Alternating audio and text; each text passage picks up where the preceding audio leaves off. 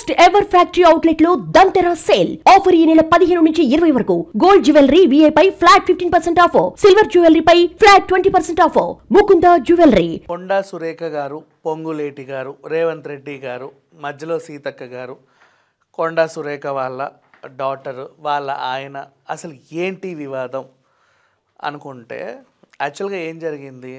తెలంగాణలో రెవెన్యూ మంత్రిగా పొంగులేటి గారు ఉన్నారు, మాతా శిశు సంక్షేమ శాఖ మంత్రిగా సీతక్క గారు ఉన్నారు, దేవాదాయ శాఖ మంత్రిగా కొండా సురేఖ గారు ఉన్నారు. అయితే మేడారం పనులని పర్యవేక్షించడానికి సీతక్క గారు అలాగే పొంగులేటి గారు వెళ్ళారు. పొంగులేటి గారు ఎందుకు వెళ్ళారు అంటే రెవెన్యూ డిపార్ట్మెంట్ కాబట్టి హీ క్యాన్. సీతక్క గారు ఎందుకు వెళ్ళారు? మాతా శిశు సంక్షేమ శాఖ కదా, ఈవిడకి ఏంటి ఇక్కడ పని అని అనుకుంటే అసలు మేడారం ములుగు మొత్తం ఆవిడకి కొట్టిన పిండి. యాక్చువల్గా చెప్పాలంటే ఆ ఏరియా నుంచి ఆవిడ వచ్చింది కాబట్టి ఆ జాతర మూలాల దగ్గర నుంచి అక్కడ అవన్నీ తనకు ఎప్పటి నుంచో బాగా తెలుసు. I mean like last time కూడా మన తమిళసై గారి దగ్గర నుండి తీసుకెళ్ళింది. ప్రభుత్వాలు ఎన్ని మారినా సరే ఆవిడకి అక్కడ మంచి పట్టు ఉంది కాబట్టి వెళ్ళింది. కొండా సురేఖ గారు ఏంటంటే ఆవిడ ప్రజెంట్ దేవాదాయ శాఖ మంత్రిగా ఉన్నారు కాబట్టి ఆ పనులన్నీ తనకు సంబంధించిన ఫ్రెండ్లీ కంపెనీస్కి అప్పచెప్దామని అనుకున్నారట. ఈలోపు పొంగులేటి గారు ఏం చేశారంటే ఆయనకు సంబంధించిన కంపెనీస్కి ఆ పనులను అప్పచెప్పేసి వాళ్ళే ముందుకెళ్తున్నారు అనేది ఇంకోటి ఉంది. ఈవిడకి ఎందుకో నచ్చలేదు అనే అంశం. సరే, మరి నచ్చకపోతే ఏం చేద్దాం ఇప్పుడు అంటే ఈ మధ్యకాలంలో రేవంత్ రెడ్డి గారు చేసిన ప్రతి పర్యటనలోనూ ఈవిడ లేరు. She was absent. అరే ఏంటి, ఏం జరుగుతుంది అని అనుకుంటే సురేఖ గారికి చెందినటువంటి ఒక మాజీ OSG ఆయన డక్కన్ సిమెంట్స్ వాళ్ళతో గొడవ పెట్టుకొని పాయింట్ బ్లాక్లో గన్ను పెట్టారని ఇట్లాంటి కొన్ని వార్తలు వచ్చాయి. ఆయన్ని సస్పెండ్ చేస్తూ ఉత్తర్వులు జారీ చేశారు.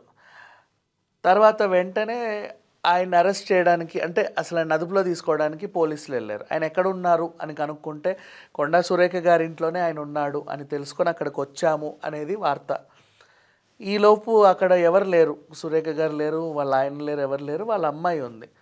ఆవిడ వీళ్ళని అడ్డుకొని అసలు ఏం జరిగిందో తెలుసా అని చెప్పేసి ఇలా గొడవ జరిగిందని ఆవిడ ఒక సెల్ఫీ వీడియో పెట్టింది. ఆ సెల్ఫీ వీడియోకి ముందు అఫ్కోర్స్ ఆవిడ పోలీసులతో వాగ్వివాదం చేసే వీడియో కూడా ఉందనుకోండి. మధ్యలో కొండా మురళి గారు ఒక వీడియో రిలీజ్ చేశారు. అదేంటంటే పొంగులేటి గారు, రేవంత్ రెడ్డి గారు నాకు ఎమ్మెల్సీ ఇస్తానని చెప్పి మా ఇంటికి వచ్చారు. నేనంటే వాళ్ళకి చాలా ఇష్టం, నాతో వాళ్ళు ఎందుకు అలా గొడవ పెట్టుకుంటారు, అలాంటిది ఏమీ లేదని ఈయన చెప్పడం. లేదు ఏదో జరిగింది, అసలు వీళ్ళందరికీ మేమంటే ఇది అది అని చెప్పి ఈవిడ ఒక వీడియో పెట్టడం. ఇవన్నీ కాస్త వైరల్ అయ్యి అందరూ పెద్దవాళ్ళే కాబట్టి, ముగ్గురు మంత్రులు కాబట్టి గతంలో కూడా కొండా సురేఖ గారి ఈ వ్యవహారం పైన ఉత్తమ్ కుమార్ రెడ్డి గారు పోలీసులకి ఫిర్యాదు చేశారని కూడా ఒకటి ఉంది. పొంగిలేటి గారు కూడా ఇన్ఫామ్ చేశారని ఒకటి ఉంది. మరి ఎంతవరకు నిజమో ఏంటో మనకు తెలియదు. బట్ ఓవరాల్గా అయితే జరిగిన గొడవ ఇది అని సామాజిక మాధ్యమాలలో వైరల్ అవుతూ ఉంది. ఇది ఇంకెంత ముందుకు వెళ్ళొద్దో తెలియదు. ఇందులో అందరూ పెద్ద పెద్ద పేర్లే వినబడుతున్నాయి.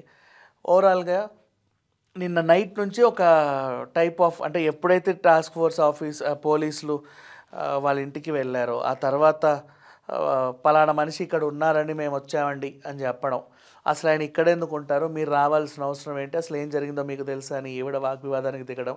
ఈ మొత్తం ఎపిసోడ్ నాకు తెలుసు, నేను క్లారిటీ ఇస్తానని ఆవిడ అనడం, చెప్పమ్మా నీ వర్షన్ ఏంటో అని వీళ్ళు వినడం, ఆవిడ వర్షన్కి వాళ్ళ నాన్న వర్షన్కి పొంతన లేకుండా ఉండడం, ఈ వ్యవహారం మొత్తంలో కొండా సురేఖ గారు సైలెంట్గా ఉండడం, ఆవిడ ఎక్కడ కనబడకపోవడం, అలా అని ముఖ్యమంత్రి గారి పర్యటనకి ఆవిడ హాజరు కాకపోవడం, డిఫరెంట్ ఆస్పెక్ట్స్లో దీన్ని చూడాలి. కాకపోతే ఒకటి మాత్రం గుర్తుపెట్టుకోండి, మనకి ఇది ఇందులో నేనేం తప్పు అనిపించను. ఎందుకంటే బికాస్ మనం ఒక డిపార్ట్మెంట్ మనం చూసుకున్నప్పుడు ఏవైనా ఈవెంట్స్ వస్తే ఇప్పుడు వాళ్ళకి ఇచ్చుకోవడానికే ట్రై చేస్తాం. ఫర్ ఎగ్జాంపుల్ నేను మంత్రిని అయ్యా, నువ్వు మంత్రి అయ్యావు కదా, ఏమన్నా మంచి ఈవెంట్స్ ఉంటే మాకు చెప్పు అని చాలామంది వస్తారు. ఎప్పుడైనా ఈవెంట్ వచ్చినప్పుడు వాళ్ళకి మనం కూడా ఇచ్చుకుంటాం. అప్పుడు ఆ మర్యాద ఉంటుంది.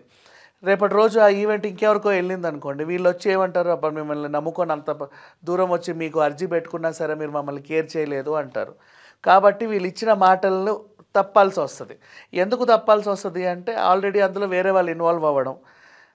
అప్పుడు వాళ్ళకి కొంచెం ఇది రాజకీయ నాయకులే కావచ్చు, బిజినెస్ వాళ్ళే కావచ్చు, ఇంకెవరైనా కావచ్చు, ఏ డిపార్ట్మెంట్లో ఉన్నా సమ్ టైమ్స్ ఇట్లాంటి గొడవలు అవుతూనే ఉంటాయి. బట్ ఇది కొంచెం రాజకీయ ప్రముఖుల మధ్య అవ్వడంతో బాగా వైరల్ అయ్యింది.